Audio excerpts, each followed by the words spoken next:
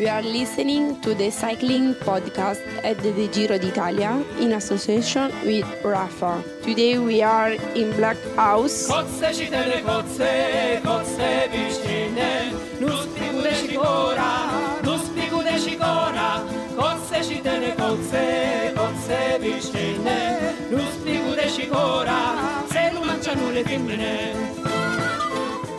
And look, I'm not really happy with Movistar. I think when you look, 4 GC riders on the deck, they did not have to push the pace then. It wasn't 3 kilometres to go. And it's disappointing. It's disappointing. Everyone knew that Landa was on the deck, Thomas was on the deck, Adam was on the deck. There was no need to turn the screws at that stage. It was 15, 16 kilometres from the finish. And for me, it's pretty poor sportsmanship. You know, they'll come back and say that they probably didn't know. But they can say what they want. They can say what they want. Everyone's got a television, and everyone knows who was on the deck. So look, everyone wants to win, and the best bike rider won today. But I think it was a pretty poor decision. They could have easily waited. No one was chasing any breaks. It wasn't 1 or 2k from the finish. It was still a long way from the finish, and everyone knew who was on the deck. So I think it was a poor decision on their behalf. Hello, I'm Lionel Birnie and I'm with Daniel Friebe. Hello, Lionel. Well, that was the voice of Matt White, the Orica sports director, probably a very familiar voice to listeners of the cycling podcast now. Look. Not a happy bunny, was he? Look, wasn't the best day for Whitey. No, well, it wasn't, because his rider Adam Yates was one of those who was caught up in a crash. We'll talk about that in the first part of the podcast, but Matt White definitely feels that Movistar took advantage and shouldn't have done. Where are we, Lionel? Well, I want to say Blockhaus, but I know from the look on your face that it's wrong to say that. No, I'm quite happy with that. There's been a bit of confusion about what Blockhaus is, where it is. Blockhaus is it's an old, I think it's a 19th century structure. I need to consult my notes. A military garrison. Don't really know what a garrison is. It's exactly where soldiers go. It's where soldiers go. And the German general, well, it was a German general who built it, I think. And again, it's all in my notes, Lionel. And hence the German name. We are on the Majela Massif, which is a huge mountainous group of mountains which overlooks the Adriatic in the Abruzzo region. We're just above the Passo Lanciano, which is the mountain pass just underneath the climb, or the summit of the climb referred to as Blockhaus. So yeah, Lionel. Well, I mean, it takes your breath away explaining where we are, and the views take your breath away, because look at that. I know it's a bit hazy, but you can see for miles. You can see the Adriatic. Yeah, you can see the sea. You can see, there's wooded sections. There's little villages here, there, and everywhere. A stunning view, and also it's a mountain out of nowhere, isn't it? And the snow is still on the side in little parts of it. And Lionel, I think this is almost unique. I mean, it's probably happened before, but at the start today in Montenero di Bisaccia in Molise, you could pretty much see the finish line from the start. Well, as we approached Blockhaus, I was struck by just how much climbing there was before the official start of the climb. 13.5 or thereabout kilometres of official climb, but it was dragging up for a long way up to that. And then it was a climb of real changing character, steep in some parts, levels off in others. Steep bends, fairly flat, straight sections between the bends, wasn't it? Some of the bends were very steep. I was worried about our very large Maserati getting around some of those corners. Not because it was struggling for power, because it certainly wasn't, but just because of the angle we were trying to get round with all the crowds and everything. And again, Lionel, I mean, this was an issue we threatened to revisit at some point in the Giro, in one of our conversations in the car. But the issue of the road book, Il Garibaldi, not really conveying the real character of the climb, because if you looked at the Blockhaus profile in the Garibaldi, it looked like a very even gradient. It was sort of 8, 9, 10% pretty much all the way up, and it was really nothing like that, was it? And we heard Dave Brailsford yesterday saying that the Giro roadbook, I don't necessarily think it's the fault of the Giro cartographer, the guy who draws the maps and the profiles of the Giro. I think it's probably something that's inherent in the character of Italian roads. It's quite difficult to draw the exact profile of a road that changes gradient 5 times in the space of 100 metres. Yeah, and also I did think I heard an interview with Geraint Thomas at the start saying he didn't know an awful lot about the climb. Their attempts to come and look at it in advance was scuppered because it was snowbound here. I thought this really isn't the sort of climb you want to ride blind. As it turned out, unfortunately for Geraint Thomas, that wasn't an issue, and I will explain why now, because stage 9 of the Giro from Montenero di Bisaccia to Blockhaus, it was 149 kilometres, and after 8 days of fairly sedate racing, we really wanted some drama, but perhaps we got the wrong sort of drama. Everything that happened in the first sort of 2/3 or 3/4 of the stages really added nothing to the day. It was just run-of-the-mill stuff because all the breakaway riders were caught before the bottom of the climb, largely thanks to Movistar, who was setting the pace for Nairo Quintana.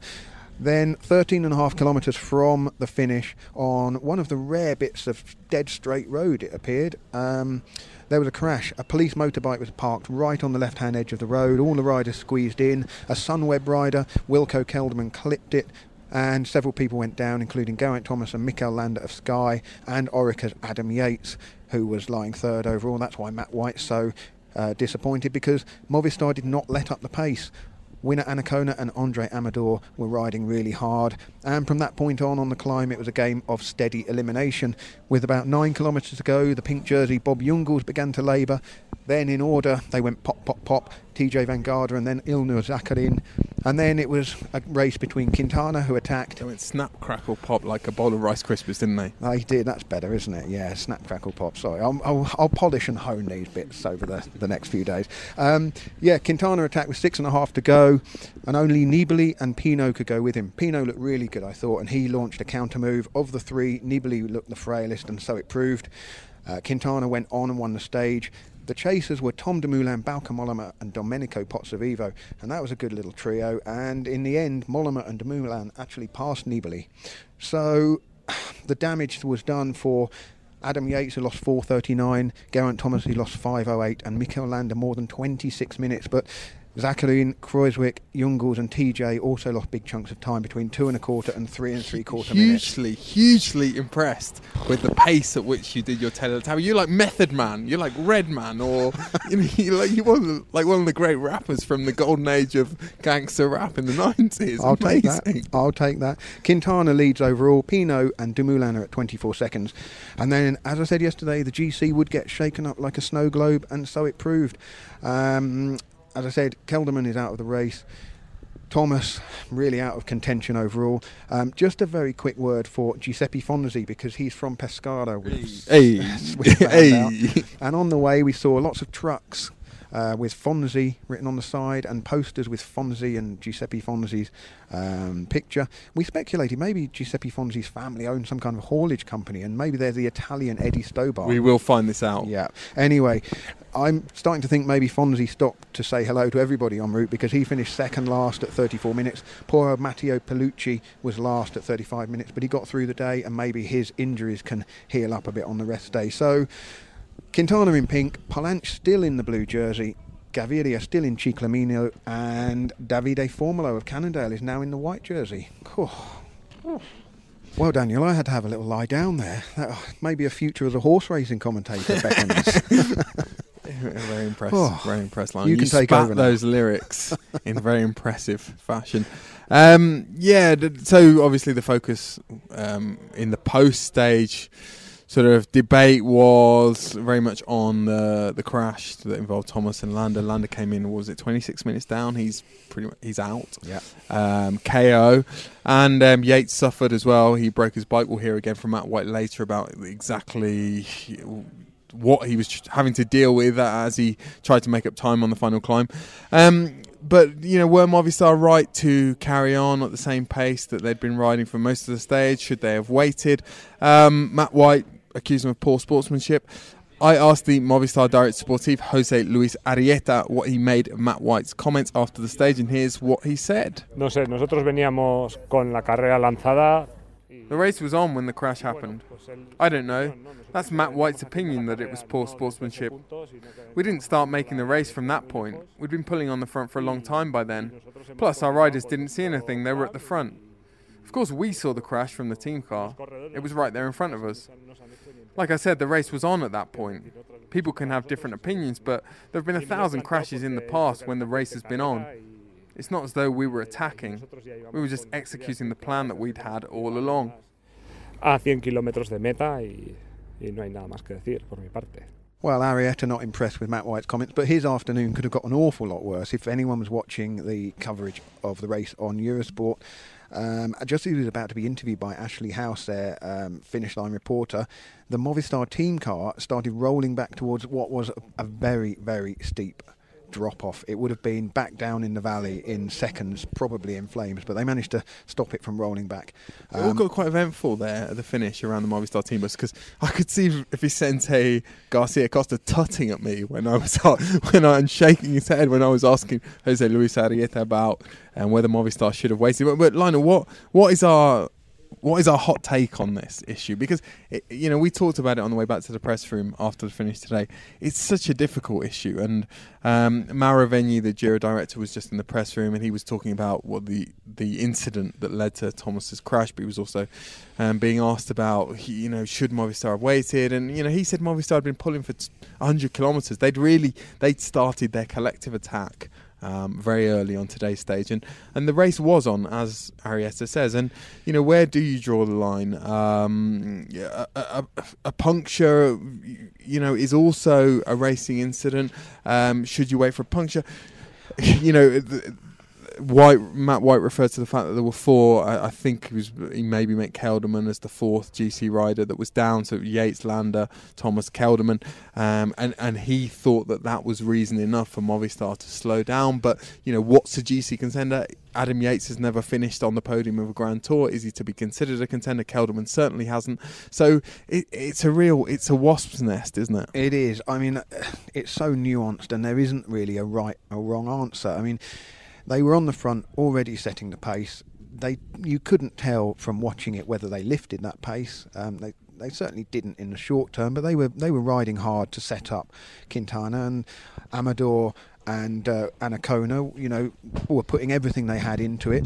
But it wasn't a racing incident, was it? That's the problem. If it had been a puncture, if it had been just a regular crash between riders jostling for position, I would say, well, absolutely, definitely no debate. They're not required to stop.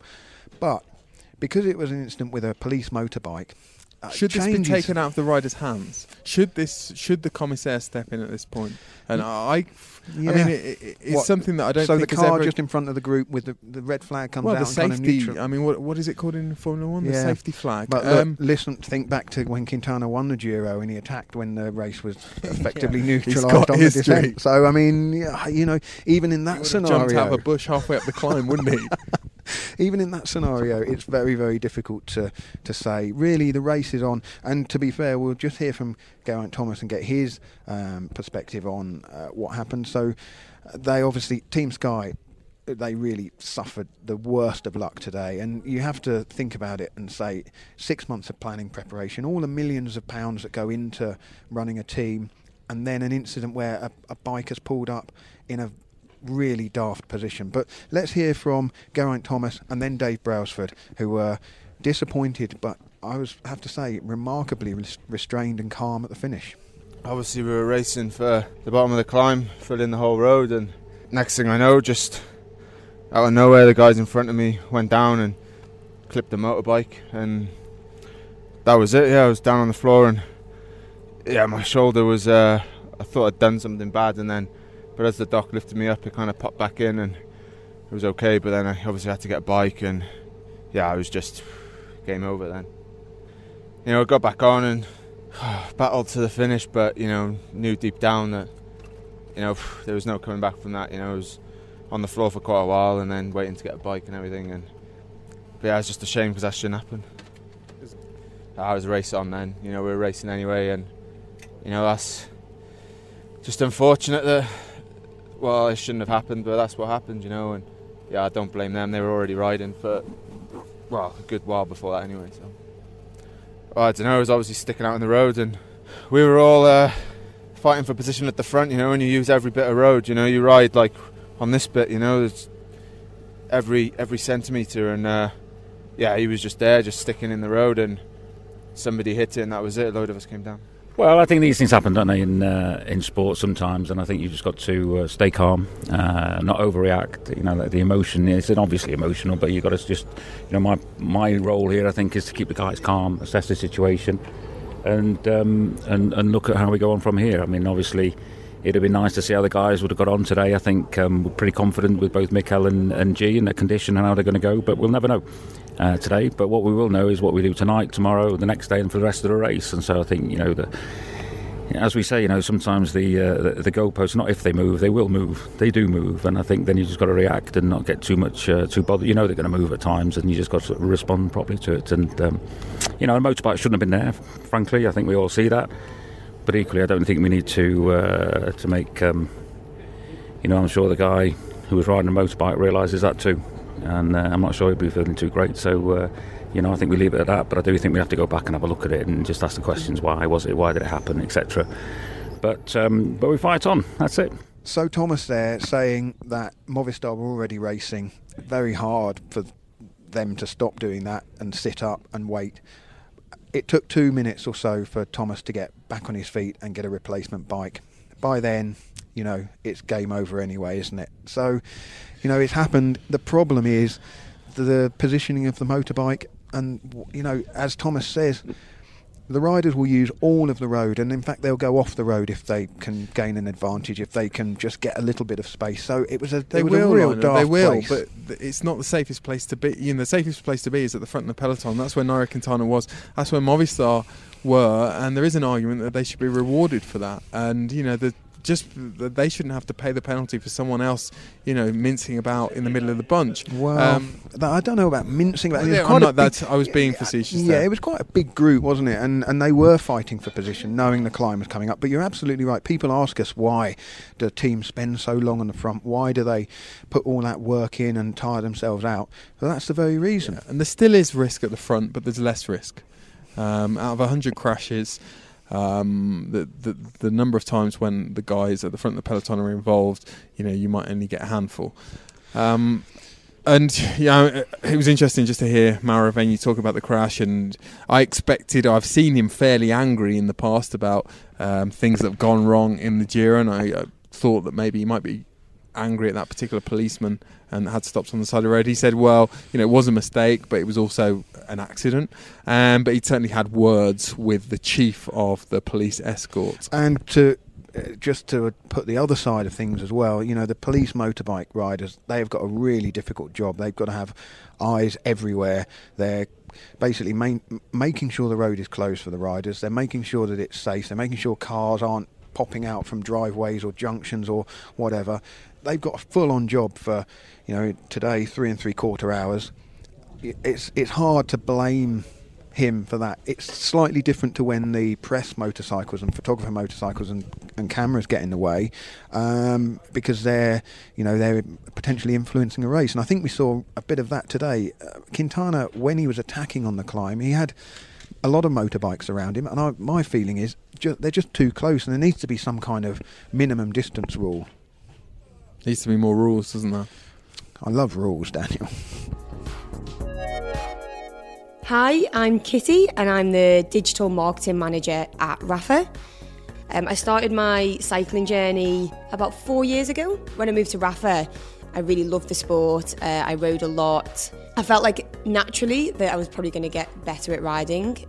But actually the difference has been pretty amazing, and it's not just because you're surrounded by other cyclists who are generally just really inspiring people. What was normal to me was a 30k ride at a weekend. What's normal now is 120k ride at the weekend, and so your expectations of yourself go higher because you realise that this is possible. The Rafa Cycling Club is the largest global community of its kind. Members share their passion for the road through rides, events, exclusive club kit and racing. Find out more at rafa.cc. Thank you to Rafa for sponsoring the cycling podcast here at the Giro d'Italia. I'm very glad of my cycling podcast plus Rafa jacket that I'm wearing, because it's chilly up here, isn't it, Daniel? Extremely, Lionel, extremely. Nice in the sun, but the air's quite chilly. How high are we? 1,800? 1,600? I think we're about 1,600 where we are, just above the Passo Lanciano. Right. Well, it was the climb that shaped the race today. Nairo Quintana now in pink. Perhaps not a surprise, absolute devastation behind him.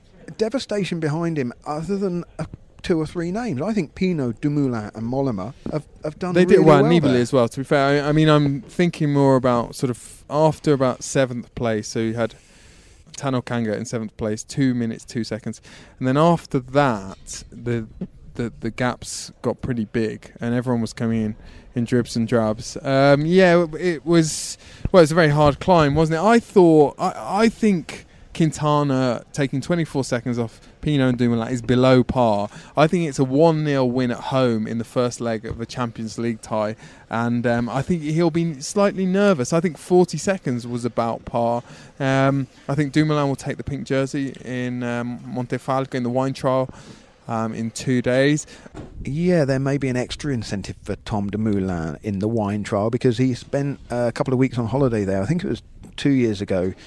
July time when the Tour de France was on, says he really enjoyed the region and particularly the wine, so an extra incentive if he needed one. And he rode extremely impressively today, didn't he? Very smart the way he judged his effort. People were slightly sceptical about whether this climb was going to be too hard for him because he's done well in the Vuelta before on shorter climbs, steep climbs, but I think Alessandro Petacchi made a very good point on Rai Television, Italian state television tonight. It was a time trial, effectively. It was probably a 40-minute effort, and that's exactly what Tom Dumoulin is a specialist in. He's also sort of 2 years into this long-term plan. Sunweb, the team, are very good at creating these long-term plans. And there are a few teams doing it now. I think Orica also have really long-term plans for their riders to become general classification riders, and that's what Sunweb are doing with Dumoulin, and they've not rushed him, and I think he is now showing real progress, and I think he'll be a step ahead of where he was last year in the Giro, certainly. I don't necessarily think that he's going to be holding on to Quintana's coattails all the way to Milan, but I think he's going to give him some fairly tense moments between now and the start of the final week. I spoke at the finish line to Eike Visbeek, who is a director sportif of Team Sunweb. Team Sunweb? That's Giant? right. Team Sunweb Giant? No, Team Sunweb. About, that team's mixed fortunes today because they lost Wilco Kelderman. He crashed in the now infamous motorbike incident, broke the same finger that he broke in Strade Bianche earlier this year. And Visbeek also talked about Tom Dumoulin's performance. Yeah, I mean, one of the qualities of Tom that he doesn't get nervous, and we had a plan and he followed it. He didn't do anything crazy, and he stayed focused. And I think he took the maximum out of this climb, and that is compliments for Tom, because I think there were a lot of guys really hot today to do something on this climb, but it's a really hard climb. So I think it was the right tactic to focus on Quintana and ride his own climb. And the plan was, a constant rhythm the whole way up, or did you ride to watts, for example? Was he looking at his power meter?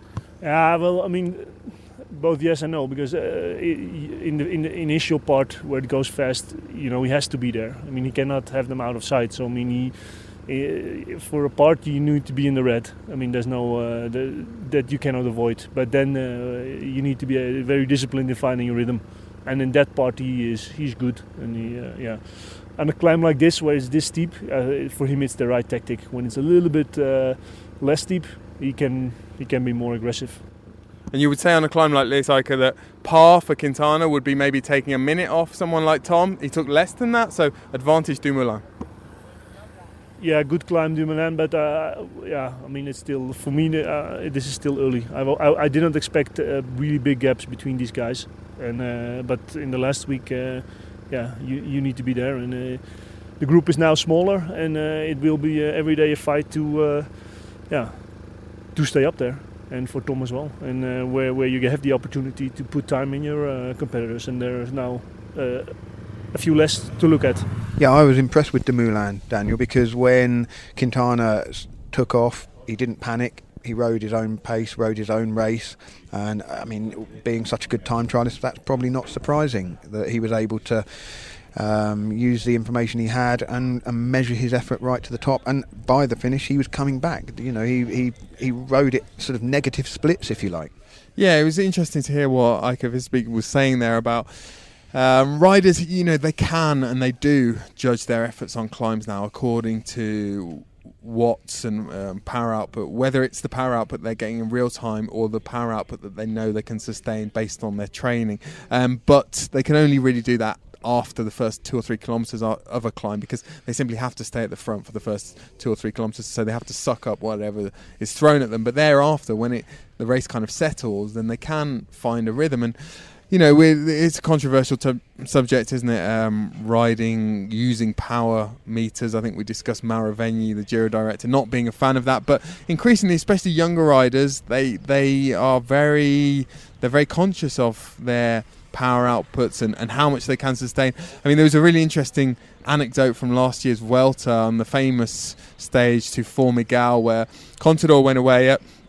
And he told a Spanish magazine or newspaper in the winter that there was a young rider. He didn't name the rider who was coming up to him. I don't think Spanish was this rider's mother tongue, but he kept saying to Contador all along, all throughout the stage, 6, we need to go at 6. And Contador didn't understand what on earth he was talking about. He was wondering whether the rider was referring to time gaps or the address of a good restaurant in the evening, or he had no idea. And then, this rider kept repeating 6, and then eventually he was so stumped by this that he actually asked the guy, and the rider told him that he meant 6 watts per kilo, which was completely Dutch to Contador. He had no idea how to ride at 6 watts per kilo for 3 hours.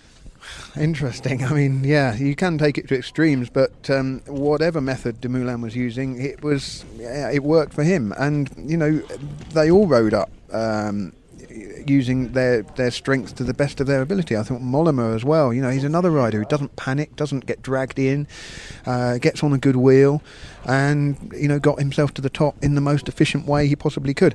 I have to say though that the man who caught my eye the most was Thibaut Pinot, and not just because he's in all white, which is eye-catching, but he launched a couple of little attacks. He didn't go with Quintana when Quintana made the final move, but I thought he looked good. He looked sprightly, frisky, up for it, and he's a man of the natural world as well, Lionel, like myself. He phones his father every morning to check on the goats and the sheep, and of course we had a close encounter with it wasn't even a peloton, it was 2 peloton. It was a sportive of goats. It was a Grand Fonda of goats this morning, which held us up for about 10 or 15 minutes. Oh, look who we've got. Well, hang on. There's a video of that on our Instagram feed, the Cycling Podcast, if anyone wants to see an image of goats and sheep running across the road. I have to say the sheep dogs were doing a fantastic job herding the sheep across. Very reminiscent of Winner Annacona, weren't they? And the job that he did today, patrolling his herd. Well, I'm speechless. I mean, we've been joined by Italy's foremost expert on beaches. Giro, we're on a mountain. We're almost on top of a mountain. But if you look into the distance there, we can see the Adriatic. For me, listeners, it's a miracle. The possibility to see the sea by a mountain, it's a miracle. But I have a big news for you. This time, for this my join the podcast, only serious stuff today. No jokes. Whoa. Okay. I'm glad to hear it. Let's kick off. Your mate, or your shadow, Vincenzo Nibali. I was quite encouraged by his performance initially when he was following Quintana. I thought, this is the best Nibali's ridden for quite a long time. But then he faded a bit in the last few kilometres of the climb. Yes, first of all, as you know, I'm not his shadow. He is my shadow, to be correct. But yes, he was good till 3Ks and a half to go, and then he was not able to follow Quintana and the other ones. It was interesting that I spoke after the stage to Domenico Pozzovivo. He told me that in his opinion Nibali committed a mistake to follow Quintana because if he would have had another tactic, maybe he could have arrived with Dumoulin and Pinot. As a matter of fact, I spoke also to Vincenzo Nibali as usual, and he told me that in his opinion he didn't commit a mistake because he did answer to the progression of Quintana. He always did his rhythm, and for sure he was not satisfied, but he said also that the Giro has yet to start. Wow, very serious. Very serious. Listeners, I can also be serious. It's true. It's true. Still no stage win for Italy, though, Giro, is it? I mean, no. I spoke 2 days ago, if I'm not wrong, with Maurizio Fondries, and he told me that maybe we could also close this Giro till Milan without Italian stage victories. Maybe I could also agree with him. Why not? That would be extraordinary for the 100th edition, wouldn't it? No Italian stage winners. Has that ever happened, Giro? No. It will be the first time. Certainly, there are a lot of stages left, but certainly for Italy it becomes more and more difficult. For example, for sure, an Italian is not supposed to win in the time trial on Tuesday, so we'll have another stage without Italian victory. But you've got Davide Formolo now in the white jersey. A really good ride by him today. He's well up there. We were looking at that group of 15 and saying he was perhaps the one that might fall out. Quite the opposite. He's still there, looking good. Yes, we published some days ago a long interview with Ivan Basson on Gazzetta dello Sport. Also, you know very well Ivan Basso, our lighthouse, and he told to Gazzetta that in 3 years Davide Formolo could also win a Giro d'Italia. He's a potential winner, according to Ivan Basso, of a Giro d'Italia in 3 years. Giro, last serious subject of the evening, because yesterday you did such a good job when we asked you for some kind of tourist tips, talking about beaches, talking about coastlines, talking about Puglia. I'm interested in your take on Molise. We started in Molise today, one of the smallest and least well-known regions of Italy, but I thought it was absolutely stunningly beautiful. Yes, Molise is beautiful. It's also it has been at the set, let's say, of a famous Italian film that earned a lot of millions of euro in the big screen. It's called Sole a Catinelle, but it's not a very famous film, I think, outside Italy, but in Italy it's very famous. Yes, Molise is beautiful, but Daniel, you should know, my opinion, nothing comparable to Sardinia, to Sicily. I miss this region. And Giro, I'm going to start calling you Giro. Am I right? Am I right in thinking, so Maravegni, when he designed this Giro, I think he wanted to visit every region of Italy, and I don't think it's been possible, has it? And one of the regions that the Giro is missing is your home region, Campania. Yes, it's true. It's a pity, but I don't know if all listeners know this. In July, we will have the Tour of Italy for women, and the listeners, the final stage on Sunday, 9th of July, will be held in Torre del Greco, my hometown, listeners. And imagine that I could be there because I will be in the Tour de France. My life is hard, listeners. Oh, dear. Oh, and well, he's off mid-sentence tonight. Amazing. We are listening to the cycling podcast at the Giro d'Italia, supported by Science in Sport. Science in Sport, fueled by science. Thank you to Science in Sport for sponsoring the cycling podcast. If you would like 20% off all their products, go to scienceinsport.com and put in the code CPOD20, CPOD20. There's also quite a special competition coming. Can't give you the details of that just yet, but perhaps in the next podcast on Tuesday after the time trial, I'll be able to reveal the details of that. Going to be a great competition. That sounded a bit like Donald Trump, didn't it? It's going to be the best competition. It's going to be a great competition. I think if you keep an eye on the website, scienceinsport.com/thecyclingpodcast, details may appear on Monday. I'm not terribly sure about that, but it's going to be great. It's going to be great, the best. While I'm plugging things and promoting things, a couple of days ago we did a Kilometre Zero, led by, great idea, Daniel, because telephones are dominating our lives, aren't they? Mobile phones, it's been a phenomenon for years now, and we wanted to ask what the effects of mobile phone use, device use, is on riders. So we asked a lot of people about that, and it's I thought it was quite funny, Joe Dombrowski of Cannondale Drapac picking you up on Twitter this morning, because your phone actually stopped working today. It's dead. So anyone who's trying to contact me, those thousands of you who are trying to contact me, No, I'm very much hoping to find an iPhone repair outlet tomorrow in Spoleto. As a man of the natural world, I'm sure it's not a trouble for you at all. We've also got a Kilometre Zero coming soon at some point. This is the Giro, you know, it happens on Italian time, really. But it's about the phenomenon of the double, winning the Giro and the Tour de France in the same year. It's not the Cup and the League and no, the FA Cup, it's not. Well, that would be quite good, wouldn't it? We could talk about that in the car. Can it be done? Who could do it? All those kind of things. And on a similar subject, we have got the next Friends of the Podcast special, which will go live on Tuesday, I think. And that is Richard's interview with Stephen Roach, the Irish rider who won the Giro 30 years ago, 1987. A real battle with his own teammate Roberto Vicentini, which got pretty testy at times, didn't it? Also, we've got the next episode of the cycling podcast Feminin coming too. I think that might be Monday. I did write all this down, but anyway, we've got loads of stuff coming. Keep an eye on the regular feed. Keep an eye on the Friends of the Podcast feed. Daniel, what else do we want to talk about on today's stage? Well, I was just going to pick up on Thibaut Pinot before we got interrupted by Giro. Pinot was worried this morning, or the Frances de Giro was slightly worried about the heat. It's not a heat wave, but it is fairly warm. It's been sort of high 20s, 25 to 30.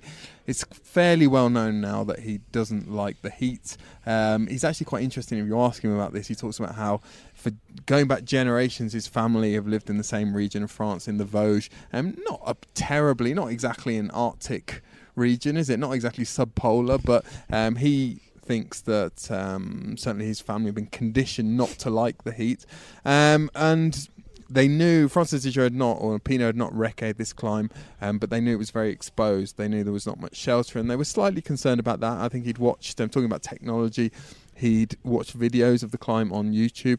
But their main concern this morning, Lionel, was getting their hands on a scooter for training tomorrow on the rest day. So before the time trial, Pinot had the idea, or his brother Julien, who was his coach, had decided that they should do some motor pacing. And the problem being that they didn't have a scooter. So this led to slightly panicked scenes at the start this morning, because they'd realised that this was going to be a much more difficult task to locate a scooter than they had previously envisaged. And only the French could have trouble locating a scooter in the land of Piaggio and Lambretta. I said to Julien, why not just find a chap in the street or push him off his Piaggio, and Bob's your uncle. But they found one. They found one now. So did he say to you, "What is this? Bob is your uncle"? No. They found one anyway, and they're staying in Assisi tomorrow. So who knows? We might catch up with them tomorrow. We might. This reminds me. There used to be a chap who lived in Bergamo at the time when there were an awful lot of Italian riders who lived in the city of Bergamo in the north of Italy, and he used to be known as Bob Vespa. And I don't think he had a job, and all he did from Monday to Friday was just motor pace professional riders. Bob Vespa, where is he now? Nice job. Talking of Pinot, I was looking at Pinot and Quintana's respective time trial records. Pretty similar, but Pinot has really taken a leap forward in the last 18 months, particularly that stage of the Tour de Romandie at Sion. 31 kilometres, I think it was, which he won last year. So the lead that Quintana has over Pinot, 28 seconds, doesn't look all that secure, does it? It's not just Dumoulin that could overtake Quintana in the time trial, but Pinot could as well. Yeah, he could, Lionel. And, just thinking as well about the riders who had a bit of a hard time today, guys like Geraint Thomas, of course, but also Adam Yates, who I think did a pretty good climb of Blockhaus. He's going to suffer in the time trial, but we heard earlier in the program. We're a program now. We're a podcast. We used to be a podcast from Matt White about the incident, the crash at the start of the Blockhaus climb. Going to hear from Matt White now about Adam Yates' troubles today, and also his prospects for the rest of the race. Well, he's obviously very, very frustrated. He finished the stage with a broken bike and the tyre rubbing on the brakes. So he's got the frame cracked right through, and the wheel was rubbing. So, yeah, it is what it is. Yeah, he came at one stage in the climb. He came very close to getting back to the front. And then Movistar had turned the screws up when the crash happened anyway, and he got within 50 metres of the back of the group before he hit another section, and then he never made contact there. But when you look at his bike, he's ridden the bike with a cracked frame all the way through, and his brakes rubbing. This puts a big ding in our chances to arrive on the podium in a couple of weeks, but there's a lot of climbing to go, a lot of stages up for grabs, and I'm sure that he'll finish off in a good place in Milan anyway. Yeah, there's certainly enough climbing, Daniel, for Adam Yates to pull himself back up the GC, but whether or not he's going to be able to, it's not the distance that he's to Quintana that's the problem. It's that he's also behind all of those time trialists, which he would have been hoping to gain a bit of time on today. It's a shame. It's a real shame. I mean, it is one of those things. You know, maybe I blame myself for longing for incident and controversy, but I didn't want that kind of incident and controversy. No, and I think, you know, we talked earlier in the program about long-term plans, and this is the next step in a long-term plan for Adam Yates. No one expected him to win the Giro, and I don't think he needs to or will measure his progress in this Giro based on results, based on his finishing position. The important thing for him is that he feels that he's progressed since last year's Tour de France, because I think next year will be the year when he can contend to win these races. Well, one bonus, if there is a silver lining, is that he's no longer going to have a defensive mindset. He's not going to be, I'm second or third overall, I need to just follow. He can go out all guns blazing when the race reaches the mountains again, and he might be the kind of Mikel Landa from 2015 of the final week. You never know. But Daniel, we've got quite a long drive. We've got to get up to wine country this evening, ready for our rest day.